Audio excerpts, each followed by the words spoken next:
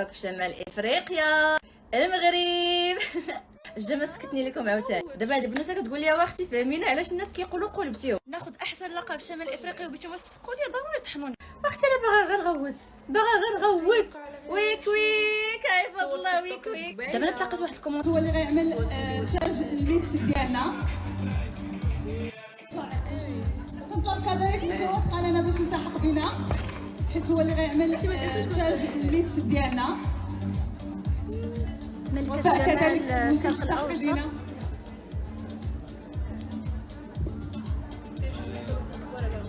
بالاجماع في التصويت على ملكه الجمال الشرق الاوسط باسطنبول مع التصويت الكثيف.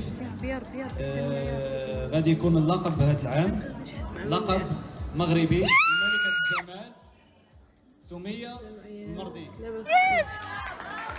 بقات حاره سمية المرضي تاخذ لقب ملكة الجمال الشرق الاوسط باسطنبول.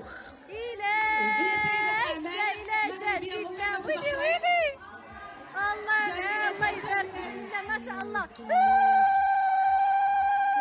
هي امرأة أعمال مقيمة بدولة البحرين. بسم الله ما شاء الله على بنات بلادي. شوفوا ممكن تبين صغيرة. الجمال المغربي ما شاء الله حاضر ما شاء الله. ولقب ملكة جمال الشرق الأوسط مشان المغربية. واش ما يمكنش تجي شي وحده من غير المغرب ويشوفوا على الجمال. شكرا على الناس اللي ساندوني والناس اللي وقفوا معايا وشجعوني. شكرا لك بزاف كبير. ميرسي اللقب فينا ودائما شوف الناس بلادي ان شاء الله الفوق الفوق يا رب. امين يا ربي. كنطلب كذلك من جواد عندي في الانستغرام قرا عليك قالت لي انت كل مره كتدخلي وتخرجي في الهضره قبيله قلتي انا ضيفه شرف واش شويه كتقولي انا صانعه محتوى على تيك توك وهو من النهار الاول قولي الحقيقه ما تبقايش تقولي مشاركه من تونس من الجزائر ليبيا. ما شفنا حد كيتكلم على هذه المسابقه من غير وفي الاخير طلع غير عرض ازياء ديال القفطان فندق. او اختي انا باغا غنغوت. شوفوا كبيدات نتوما عارفين دائما كنحط لكم الحاجه بالتالي ويستحيل وحده بعقلها مشهوره في مواقع التواصل الاجتماعي تنضحك وتكذب على الشعب المغربي كامل. فكنتمنى منكم ما تشتتوش هذه الوحده ديالتنا كمواطنين مغاربه على الاقل غير حتى تسجل القفطان في اليونسكو. انا مزوقه فيكم قفطانات وتشفر. ما تخليوش اعداء الوطن واللي فوقكم تيقلبوا لكم الفكر ديالكم والوحده ديالكم الترابيه. انا مزوقه فيكم. نبدا بضيفه شرف. اشنو كاين في هاد لافيش هادي اللي حطيت لكم بوست في انستغرام ضيفه شرف. راه اي واحد كيمشي معروض لشي مسابقه راه كيتسمى ضيف شرف. شنو كنت كنقول لكم من نهار بدات المسابقه لي زامي؟ انا خديت افضل محتوى في المغرب من لي تيك توكر ديال المغرب كاملين. الاولى. ثانيه انا مشاركه في مسابقه مشيت نمثل بلدي المغرب في تركيا في اكبر تظاهريه ديال القفطان باش نتنافس على لقب احسن محتوى في شمال افريقيا ما بين بلدان شمال افريقيا مصر تونس ليبيا الجزائر ولبنان. جو بونس هادشي اللي كنت كنقول وهادشي اللي باقا تنقول. المسابقه هي اللي كانت وسط اكبر تظاهريه ديال القفطان جولدن انترناشونال كافتون يعني اكبر تظاهريه تاع القفطان تمهيدا لتسجيل القفطان المغربي في اليونسكو. المغرب مقاتل باش يسجل القفطان المغربي في اليونسكو. نتوما كتضربوا على شي حاجه اللي هي اصلا ما كايناش.